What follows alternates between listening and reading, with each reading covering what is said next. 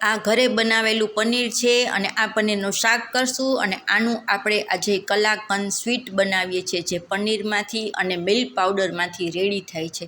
તો આપણે પહેલાં એક પેન લઈશું, એમાં આપણું પનીરનો ભૂકો ખૂબ સરસથી કરી નાખવાનો છે, એકદમ સરસથી, અને અડધી કટોરી ભરી અને મિલ્ક પાવડર અને અડધી કટોરી દૂધ અને મલાઈ દૂધની સાથે બે મિક્સ અડધી કટોરીનું માપ છે બધું, તો એને આપણે સરસથી ખૂબ સરસથી ચલાવશું અને પછી જે સ્વીટ તમારે જેટલું સ્વીટમાં ખવાતું હોય એટલી આપણે એમાં ખાંડ નાખી દઈશું અને મીડિયમ તાપે ગેસ ઉપર ચલાવવાનું। ફાઇનલી ફ્લેવર માટે આપણે એમાં નાખી દઈશું એલચી અને ખૂબ સરસથી ચલાવતા એકદમ રની બની જશે। આપણું પેન છે એમાં આપણું પનીરનો ભાગ છે એ છૂટો પડી જશે અને સ્મેલ તો એટલી સરસ આવવા માંડશે ને, એકદમ સરસથી બની જશે, કારણ કે આપણે આમાં માવો પણ નાખવાની જરૂર નથી, મિલ્ક પાવડર ઉમેર્યો છે તો ખૂબ સરસ થાય છે।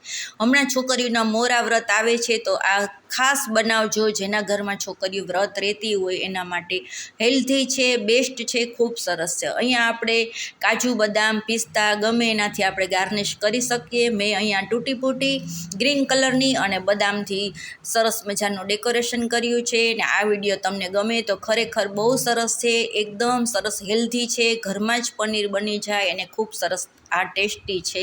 ઠંડી થઈ ગયા પછી ખૂબ સરસ પીસ પણ પડે છે। જરૂરથી આવી રીતના એકવાર ઘરે બનાવજો, ખૂબ સરસ બનશે। અને હા, તમને ગમે તો આમાં ગુલાબ પણ નાખી શકાય છે અને જુઓ તમે કેટલું સરસ બન્યું છે। જય માતાજી, જય દ્વારકાધીશ।